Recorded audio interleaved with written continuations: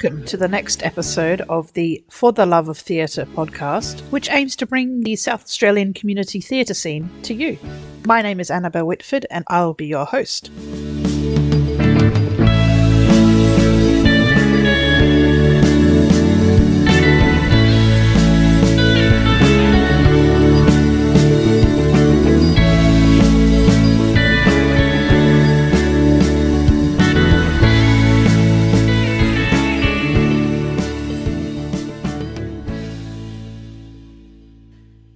The intention of this podcast is to celebrate our quality community theatre productions, their creatives, and create a further sense of connection between all of the theatre groups, their audiences, and you, our listeners.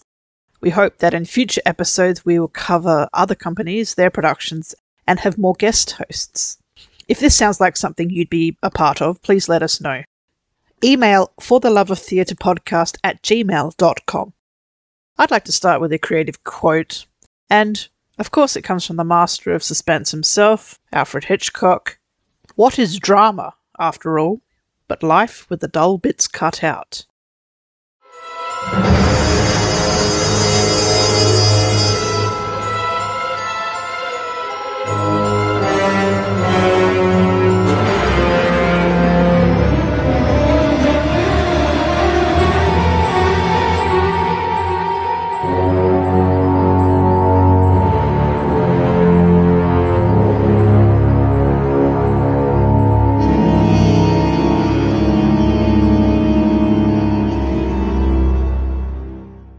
For this episode of the podcast series, I interviewed members from the cast and director of the upcoming production, The 39 Steps.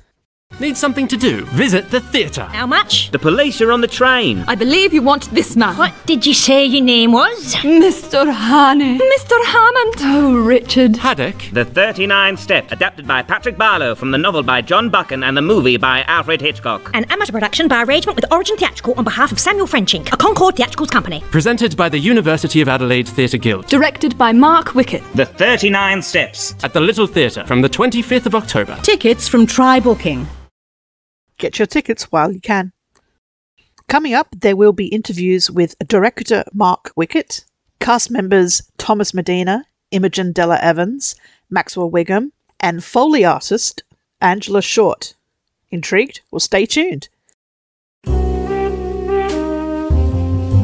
A whiskey, two stubborn singletons bound by handcuffs, and a chase from London to the Scottish Highlands. The 39 Steps takes a Hitchcock masterpiece based on the groundbreaking spy novel by John Buchan and transforms it into a theatrical spectacle of comedy, action, romance, and fresh fish. Adapted by Patrick Barlow for the West End and Broadway, this Olivier and two-time Tony-winning play has dozens of characters, all played by a ridiculously talented cast of 4, with sound effects created live by an on-stage Foley artist. This play is a pastiche of Hitchcock's 1935 film and his other works, creating laugh-out-loud comedy from witty dialogue, often unchanged from Hitchcock's writers, and inventive stagecraft. On a stripped-back set in the intimate surroundings of Adelaide's Little Theatre, you will almost feel the rush of the Flying Scotsman as it hurtles over the Forth Bridge. Brace yourselves for a plane you've convinced will crash into the front row and swear there's more than 4 people on stage. The 39 Steps, adapted by Patrick Barlow from the novel by John Buchan, from the movie by Alfred Hitchcock, directed by Mark Wickett. 25th of October to 3rd of November at the Little Theatre. Get your tickets at trybooking.com/CNUIH. My name is Mark Wickett and I'm the director. So Patrick Barlow adapted the 39 Steps play from Hitchcock's film, which was in turn adapted from John Buchan's novel. What drew you to this particular play? The Hitchcock film is one of my favourites. I love the action. I love the spy story. If you look back on it now, it can look a bit cliche, but you've got to remember that it was made in the 1930s and all this stuff that he's presenting on the screen that has been repeated and copied many times since, that was original back then. And that's what I love about this, is this is one of the first spy stories to make it to the screen. It was attractive to British audiences, to American audiences, and it was hugely successful. What attracted me to this play was the fact that this wonderful story was told using only 4 actors. And that makes it incredibly challenging for each of those people playing all those different parts to adapt different physicality, to have different voices, different accents, different emphases. And so to get across that they are actually playing, in some cases, up to about 20 different characters each throughout the entire play. The 39 Steps as a stage play is played for laughs quite a lot. So it's incredibly funny, and the comedy is there. It's very physical. There's a lot of bad puns, but it is extremely funny. So I remember the auditions, of course, and we had a lot of talented people come in. Can you talk a little bit about that audition process and your approach to casting? Yes, the auditions were very challenging. I remember when we first put up the invitation to audition, and I was scared that no one would turn up. And in the end, we had to book extra days because we had about 50 people, I think, overall turn up to play essentially 4 parts that were on offer. And the standard was incredible. We could have cast the show twice or 3 times over with the high standard, a high caliber of performers that we saw. The way we approached the auditions was to get them in groups to read specific characters that they were auditioning for. But as 2 of the characters are clowns, it was also important to see how those 2 individuals would relate to other people and how they would act physically, because their physical appearance and their physicality on stage is just as important as the lines that they deliver and the characters they inhabit. So we went through the first round of auditions, we went through over one weekend, and we saw a lot of people. And then the second weekend, we had callbacks. So a callback is where we invite people from the first audition that we really like to come back and put them together. So pair them off. So if we've got a male character and a female character who have to have some kind of chemistry, then we want to see these 2 combinations together to see who can build the most realistic and believable chemistry. And from that, then we chose our 4 characters that we're rehearsing with right now. Have there been any challenging moments? There have been some challenges. At the start, we had, because we've got excellent actors, they were very much in demand. They were in other shows at the start. So we had occasions where they couldn't attend rehearsal because they were performing. Of course, we've suffered, like most shows have, with sickness, in that people have not been very well, and so we've had to struggle with that. But I think one of the biggest challenges we have had is because of the physical comedy nature of the play, then it means we're at risk of people getting injured if we don't properly warm up and take care of ourselves. And so far, we haven't had anything major. I think I'm the only one who's actually sprained any muscles as the director, so which is okay because I can sit in the audience and not have to worry too much about my aching limbs. But yeah, we're all getting incredibly fit, and it's a lot of good fun. You say you're going to be in the audience, but are you perhaps thinking about doing a Hitchcock and making a director cameo? Oh, well, you'll have to come to the show and find out. Aha. What's been the most rewarding moment in rehearsals or in this whole process? I think what's great about the cast and the crew that we've assembled here is that we're all very collaborative. I think we all think very much the same way. And so it's really great that we can go in and we can block a scene and we can run through it, and then one of the actors will say, how about we try it this way? Or well, we just change it around a bit. And sometimes we can be riffing on a scene and trying different combinations of things and trying different pauses in dialogue to do actions to make things funny. So the reward has come from doing that. And then suddenly you realize that we've composed this amazing scene, which has got humor, it's got emotion, and it's really telling the story. And that's one thing that I did tell my actors at the very start, that this is a very funny show and we can make it as funny as we like. The one thing we can't do is allow the comedy to get in the way of telling the story. The story is paramount, and underneath all the laughter and the spy story and the silliness that's even present in the 39 Steps of the movie, there is a real story here and there's real emotion, and that's what I want to bring out for the audience, is that here are 2 characters, Richard Hannay and Pamela, who are very fiercely independent. They've suffered trauma. Richard Hannay probably in war. Pamela, we're not really sure where her traumas come from, but they're fiercely independent. They have decided they don't need anyone else in their lives to live their lives successfully. And what they're finding is that in order to survive this ordeal, this massive chase across London and into Scotland and back again, they have to rely on each other, reluctantly at first. And that reliance, then there's an attraction there, because They recognise each other's strengths. You have a background in video projection, and you've even done that with the Theatre Guild before, but you're not using projection in this production. When I started to design the show, projection was very much an integral component of it. In fact, at one point I had at least 2 projectors running the show, but I decided that there's 2 things there. I think the budget of this show wouldn't cover the costs of 2 projectors and all the projections that would go along with that. And secondly, it was actually detracting from the story. I think if you add too many technical effects, they are getting in the way of the story. And so we decided to take a much simpler option in making it a lo-fi production. So we've stripped back the set even from the Broadway and the West End production.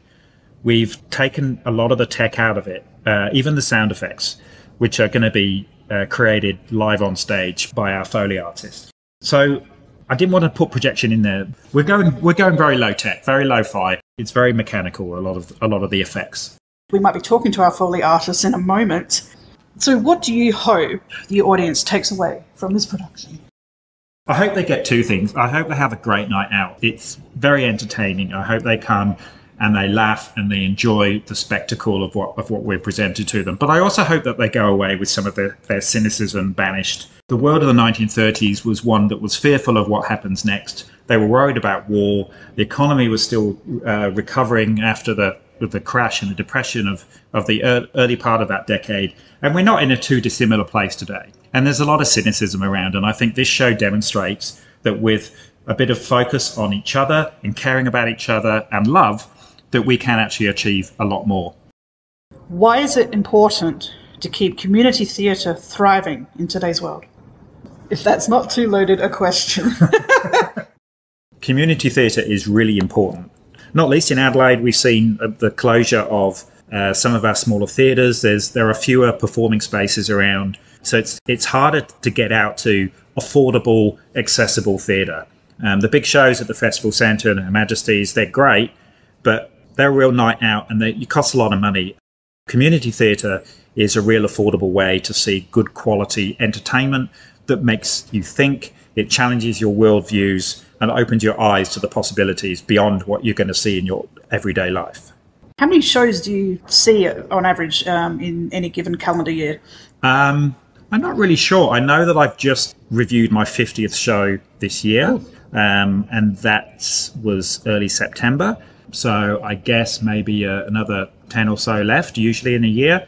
A lot of those are happen during Festival and Fringe, when we have hundreds of shows on at the same time.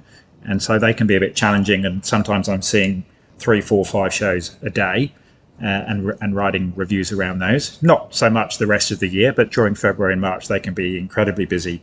But again, that's really important to me. And I'm really keen on seeing the less technical, the lower budget shows and getting audiences, giving audiences the information they need to see to better go and see those shows. Indeed. And you want to do more directing? I definitely want to do more directing. I've got at least 3 more shows that I would like to see on the stage in Adelaide. I want to get my teeth into some Shakespeare. I've worked before with the Guild on Shakespeare, but I'd like to actually steer a production of my own. Mark, thank you for your time. Thank you. I'm Imogen, and I'm playing Annabella / Pamela / Margaret. So, Imogen, can you explain a little bit about how this particular play came to your attention? I first came across this play when State Theatre did it a while back. I was quite young then. I went along to saw it and just thought it was so madcap and hilarious. And I said to myself, I want to be in a show like that one day. And then I saw the audition notice for this one and went, okay, yeah, I really want to be in this show. And it's today. And we had an initial audition that was in a group setting, so that was great. We got to kind of just play off the other people in the room, a lot of improvising in the moment, that kind of thing. And then we also had callback, got to kind of test the chemistry with our leading man, and then we went from there. And you found that you do have chemistry, which I think is important in a play like this? I think so, and I hope so. I mean, it's not hard when you've got beautiful Thomas Midena right in front of you. But I hope it comes across on the stage. Don't jinx it. No. You have just come from our previous guild show, King Lear. That's right. Shakespeare, of course. And you dive straight into this. What's that like? Is it a whiplash effect, or you just take it on because you're a professional? Or... There were some overlapping rehearsals, and that was a little bit strange because we were performing King Lear, and I was playing multiple characters in that show as well. And then we came to rehearsals for this, and I think there was a moment where I came on and I was just completely the wrong accent and completely the wrong character, and you just kind of go, oh, wait, no, where am I? Okay, no, I'm here, that's all good. Take a deep breath and keep going. But no, after that, you just get into the zone and it's all good. What's been your most surprising discovery about any of your characters or the play itself? What I've discovered in what we've done so far is that on the surface, you've got this play that is funny, and I hope it's funny when people come and see it, fingers crossed. But when you look at it more deeply, especially as some particular characters, I'm thinking particularly of my character Margaret, it is quite sad and quite heartbreaking in some parts. There's a lot of tenderness, and I think without that heart, the comedy won't come across as well. So you play 3 characters. That's right. Do you approach each character very differently, or is it more of a collective effort? They are very, very different characters. Yeah. So each is completely different, and some of them are more like me, so that makes it a little bit easier to kind of step into their shoes. But they are, each of them, completely different women, almost falling into that kind of archetype of some women that you might find in an Alfred Hitchcock movie or in a spy thriller novel. You've got Annabella, who is the femme fatale, completely in control. She's quite seductive, but it's all for a purpose. And then you've got Margaret, who is very innocent and demure, but like I said, she's got a lot of heart as well. And then there's Pamela, who is the classic sort of Hitchcock leading lady, and she's very feisty and sensible. She's very sensible. And she and Hannay, the main character, just have this great banter between each other, this enemies to lovers kind of situation that I love. That must be fun to play. Oh, so much fun. Have you done much comedy before? I was Mrs. Physical Bennett. comedy? Yes. If that counts. She's kind of the caricature of Pride and Prejudice, I suppose. But in terms of physical comedy, not really. This is my first kind of debut into that, which has been fun. So tell me about the costumes you must get to wear. They're gorgeous. It's a period piece, obviously set in the 1930s. And with each of the different characters, I've got the classic evening gown, and then the more sensible outfit for Pamela, and then Margaret wears a kind of just a plain frock. A plain frock. Plain frock. I still like it. I would wear it in my daily life. No, but it is pretty clear that they are very different and distinct characters. Very distinct. How's it like working with Mark? His first time you've worked with Mark as a director?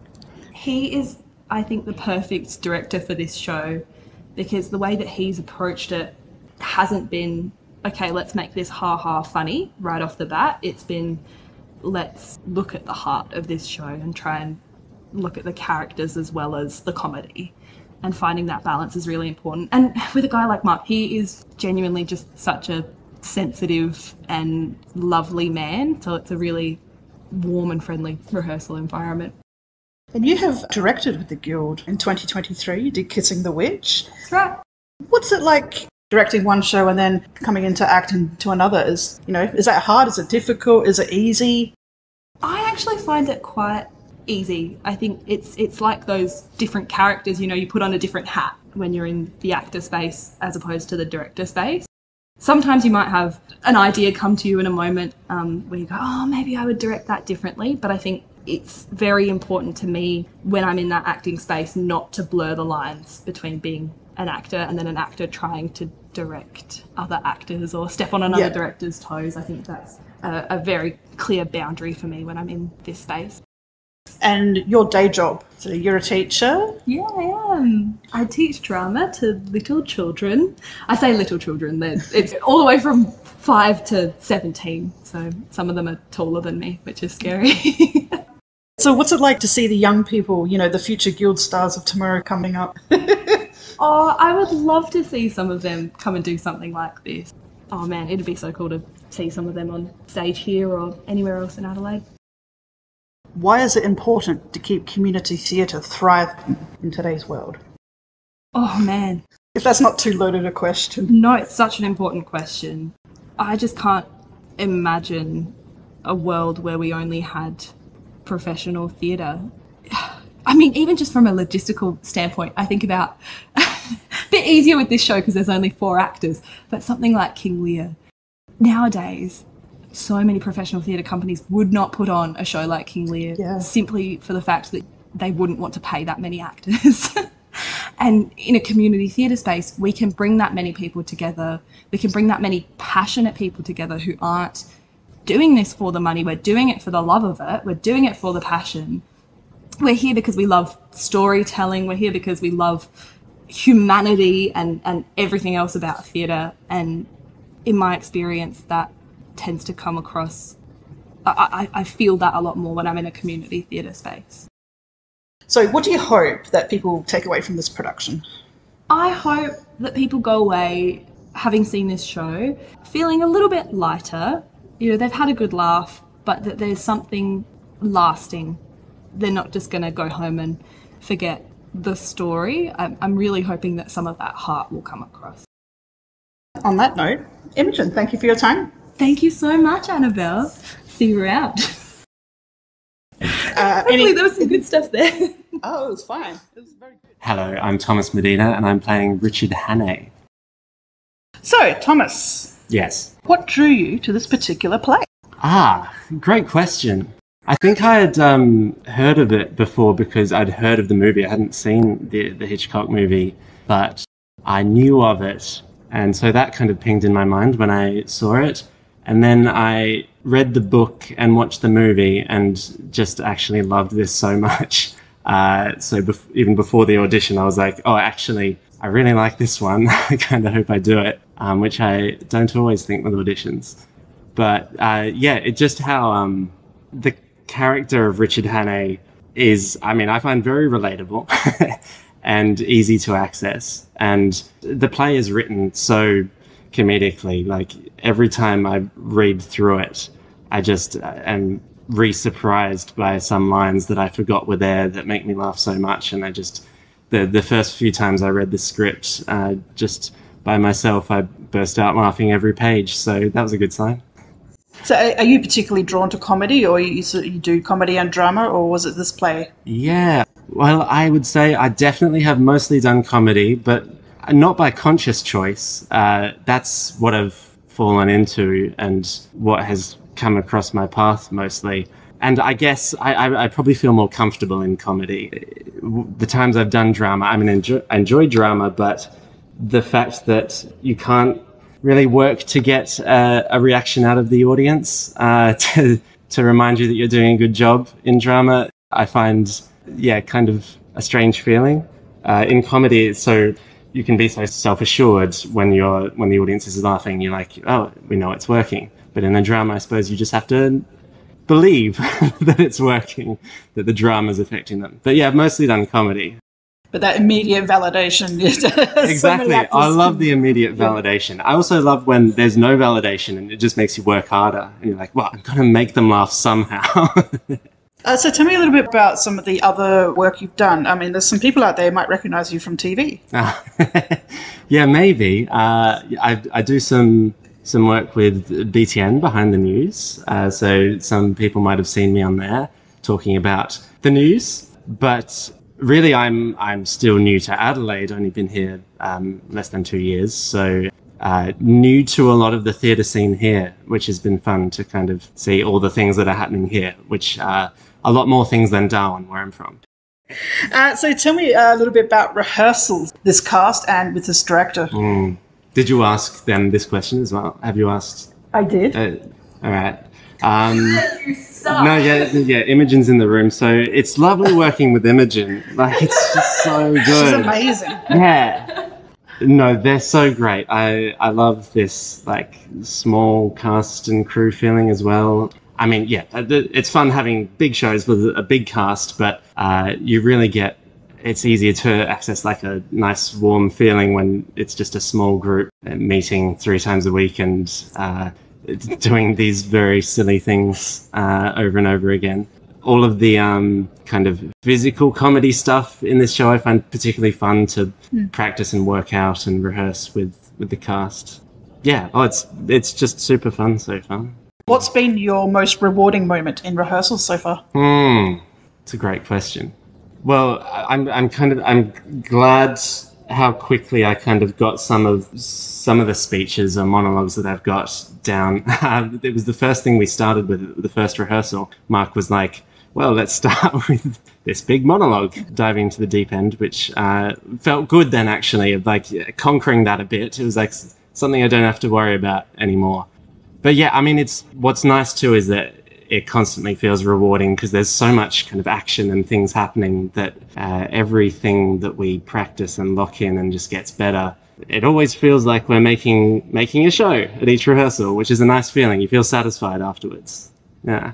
Have you encountered any challenges during rehearsals, and how do you address those? Well, Imogen's still in the room. I'm not listening. That's a great question. Well, I feel like it's because it's so fast-paced, a lot of it, that can be a challenge in kind of when we're blocking things or working out a scene early on or for the first time. We really have to slow it down and do it bit by bit, but then it can be hard to know if it's working at a slow pace because really you don't know for sure if it's all popping until you do it at full pace, go all out. So, yeah, that's a challenge of working out some of the more detailed action-oriented scenes without knowing what they're going to look like once we've actually practiced them. Does that make sense? I mean, it's all challenging, which is good too. I mean, wouldn't want to be bored. No. Challenge is good. We like a challenge. We do. You're the only character in the play, or you play one character. Yeah. Just in contrast to the rest of our lovely cast. Yes. And all the others, have to do character changes and costume changes. And I get to just be Richard Hannay. And I enjoy that, actually. It's a nice... well, hopefully, I mean, we haven't gotten to this point yet, but hopefully once we're doing like costume changes, I get to tease the others for being too slow to get back on stage. I always look forward to that. Or crack a whip. Indeed. So what do you hope the audience takes away from this production? I hope they get a couple of hours of smiling a lot and that time feels like it passes really quickly and they feel a bit like energized and optimistic and exhilarated afterwards. Yeah. We got a thumbs up from Imogen, so that was a good answer. And finally, I'm asking everybody this. Why is it important to keep community theatre thriving in today's world? Well, I think theatre's great. And particularly, I mean, more and more these days, it's like, it's countercultural in a cool way. I mean, everything's becoming fake and digital more and more. And there's nothing more real than theatre. You're right there with the sweat and the blood and someone accidentally breaking their toe in front of you on stage, which won't happen, hopefully, but it could. To Imogen, even. So come and see the show. But it's so alive and you never know what's going to happen in a play. And I think just being in a room with other people is in itself a dying art. So, yeah, I think it's very important. Excellent. Well, Thomas, thank you for your time. Thank you. That was excellent. Thank you.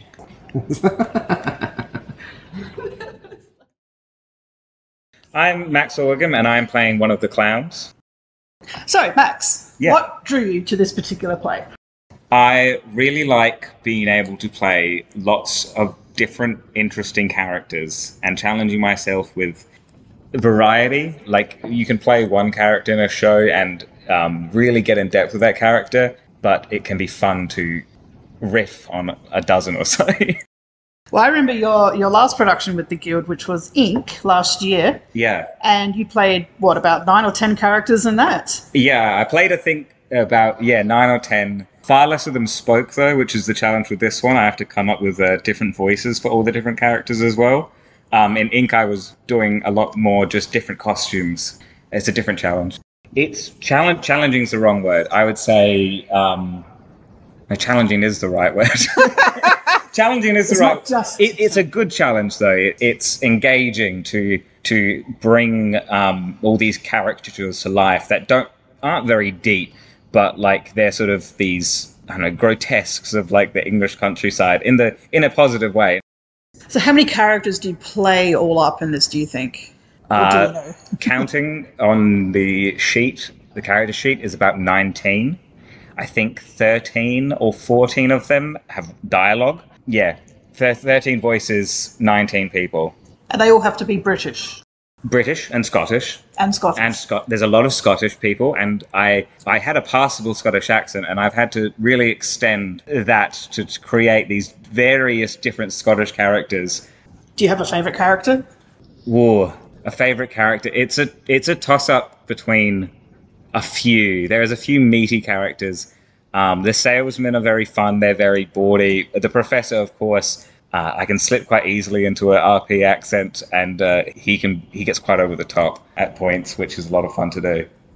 So how do you approach, or how do you find a certain character, especially when you have so many characters in this particular play? Does that come out in rehearsal process, or how much pre-rehearsal work have you done? I did a bit of pre-rehearsal work trying to figure out what all the different characters could be. And then we started rehearsing, and I abandoned most of those concepts pretty quickly. They kind of come with the scene. That the way it's written lends itself to a particular personality, and then through finding the comedy in the scene, often that personality comes out. I feel it's a lot better when it comes naturally than when it's pre-planned. Were you familiar with, the play itself, or were you more familiar with the Hitchcock movie or even the novel before this? I have, for someone that likes a lot of film, I have a very limited knowledge of Hitchcock. I could honestly say I don't think I've watched a Hitchcock film. Wow. Yeah. Maybe that's to your advantage. Perhaps. So when did you know that you had a gift for comedy? Making people laugh in school and enjoying it. I find comedy, I can't force it. It just kind of comes out when it decides to. When there's a particular... It helps a lot when someone else writes the words for you and you can just fit them into making someone laugh. Comedic timing. I watched a lot of comedy growing up, and so I can recognize the beats that are needed to make a laugh hit, and I can sort of also feel painfully when you can see those just missed ever so slightly, and I don't want to do that. What are some of the challenges, or what's been a challenging moment in rehearsals? There's definitely a lot of physicality involved in this play, just with having all the different characters and also having the limited set pieces. You need to extend that body part of it. So as well as having the voices for the characters, each one also kind of stands differently, moves differently, and hopefully that brings about a bit more depth, and rather than just seeing people do different funny voices, you're actually seeing different characters as they appear. What's been the most rewarding moment in rehearsals? Getting laughs. when something hits, and it's always my favorite part of a show, and comedies especially, is that I find you read it through the first time and you go, that's funny, and then you play it 5 or 6 different ways, and suddenly you're like viewing it in these ways that you didn't initially see from the first reading, and brings out a lot more depth in it, and you can eventually try to show that to someone on their first viewing when they eventually come to see the show. So what's it like being rehearsing with this cast and this director? It's nice for once being with a small cast. I think my last 2 or 3 shows had about 20 people in them. Mm-hmm. So going down to 4 or 5, including Angela, cast members, it's nice to have that intimacy, to work out scenes when you're not, with a larger cast, you're often waiting for other people to do their parts. So having that, and also in this cast particularly, there's a lot of collaboration that goes on. Of course, Mark is directing it, but he welcomes our input, and I think sometimes, it can open up a perspective he didn't initially see, and we can build off each other. It's his call at the end of the day, but create something that you can feel very proud of because you feel like you had some ownership in the creation. Oh, that's nice. So what do you hope the audience takes away from this show? I hope they have a good night out and recommend their friends come see it. There is a lot of heart to this show as well as the comedy. Like the story of this bachelor who doesn't really have much direction being thrust into an adventure and finding himself. I think, any good comedy has that heart to it, and I think this has that as well. And finally, I'm asking everybody this, why is it important to keep community theatre thriving in today's world? Community theatre, I think, is a wonderful, wonderful thing. It brings together all these people that have a passion for theatre. I mean, we're not paid to be here. In some cases, if you're paying for insurance, you're actually paying to do the show. So it brings out all these people that absolutely love this art and this craft and can often create wonderful pieces of media that I think a lot of people aren't aware is there, but is just as worthwhile as going to see a state production show and much cheaper as well. Yeah, support community theatre. It's full of people who are passionate about creating something great for you to come and see. And more so than, it's nice to make a bit of money, but also it's lovely to just have people appreciate what you're doing. And that's what we get out of this the most, is seeing people appreciate the work we put in. Great note to finish on. Max, thank you for your time. Thank you for your time. My name is Angela Short, and I'm playing the Foley artist. So, for those unfamiliar, can you explain what a Foley artist is and how it might differ from other types of sound design? So, a Foley artist is a person who creates sound on top of, like an extra layer on top of the performance of the actors and also the music, which is a separate sound effect, really. Mm-hmm. And when Mark and I discussed about making sounds, the Foley sounds for the play, we decided that we would like to use organic sounds, so not like a clock to make the sound of a clock. So I found some unusual things, some strange things that I'm going to use. I'm using Velcro, but I'm not going to tell you what for. I'm using a belt. I'm not going to tell you what for. I'm using a spanner, and that's not just to throw at the actors when they get a bit out of hand. It is actually for a very serious sound, because it's a very serious play. So what's your process for finding these objects and creating the sounds? Are these things you've already thought about, or have you found things in the house and that'll be good for this? Or so some things have been pretty easy. Most things haven't been easy, because the more you, I suppose, a bit like spelling a word, the more you look at it, the more you think, no, that doesn't sound right. I have to name my husband, Phil Short, who actually sits with me, goes through the list, and we keep going through it and ticking them off. And he kind of goes around the house and keeps tapping and seeing what works. And then I come in and I say, okay, let's do half an hour sound. And he'll go, okay. And then he disappears into the garage and brings in some things that he's tried and tested, and we decide whether they're good enough or not. We audition the sounds. Does it help that he's a musician in this case, or it doesn't matter? I think it must do, because I'm not a musician, but also he thinks outside the box. So what's been your most surprising discovery? Oh, well, I'll actually tell you what it's for. Oh, no, I don't want to use that one then. Oh, that's hard. I don't want to give any of them away. That's okay. Well, what's been the most complex effect you've had to create? Well, I've actually got to learn to play the drums. So that's probably for me. And I mean, I don't mean like, Ringo Starr. I mean, like, I have to do a drum roll. So I've been having lessons from a chap in the hills, Chris Toisner. And so I'm nearly there with that. I've just got to keep it going. Well, that's a surprise for me. So that can be my surprising discovery. So are there any misconceptions about Foley work? Well, I've watched a number of things on YouTube, as any good student does. And a lot of the time, it's not the thing that you think it is. you'd think, oh, well, the wind, that's easy to make the sound of wind, or a crashing car or something like that. But it isn't. It's actually something quite far removed usually. Do you know much about other Foley artists, or have you been influenced by any other Foley artists?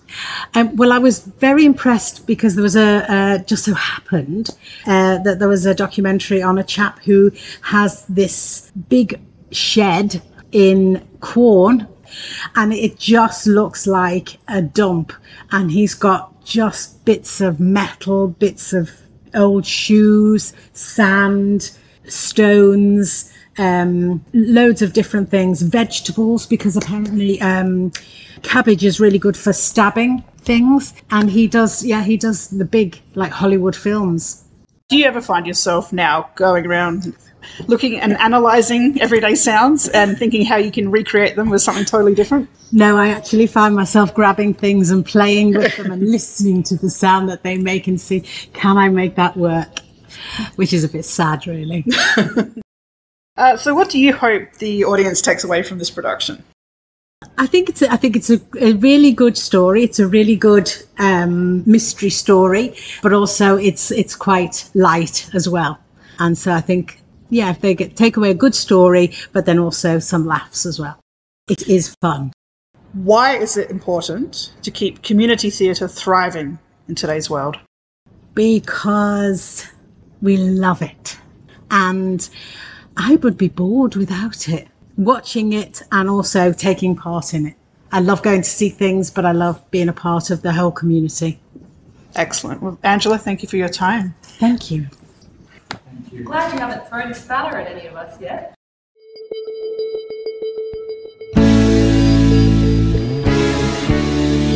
Thank you to all the members of the casting crew of the 39 Steps for giving up their time to talk to me. And thank you, dear listener, for joining us today. There are other ways to support theatre in South Australia. Purchase a ticket to a show. Perhaps become a member or subscriber of your local theatre company. If you'd like to volunteer for a local community theatre production, please reach out to them. And reach out to us. Email fortheloveoftheatrePodcast@gmail.com. We'd love to hear from you. There are a myriad of roles, including front of house, backstage crew, set building, costumes, lighting operating, sound operating, prop master, marketing content. The list goes on.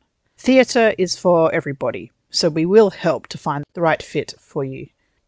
If you send us an email with your contact details, plus an idea of your skill set, your interests, where you live and your availability, we will do our best to get you in amongst all the fun. I'd also like to encourage every listener today to become a member of TASA, Theatre Association of South Australia. It's free to subscribe, and you will receive a monthly edition of Encore, the online magazine. In addition to this, you'll discover what productions are on, other company events, and auditions. And you can also access the latest reviews across community theatre companies in this wonderful state of ours. For more information on that, head to TASA Online, TASA online.org.au. I hope you've enjoyed this episode of For the Love of Theatre. If you have any questions, comments, or ideas for future episodes, please contact us. We'd love to hear from you.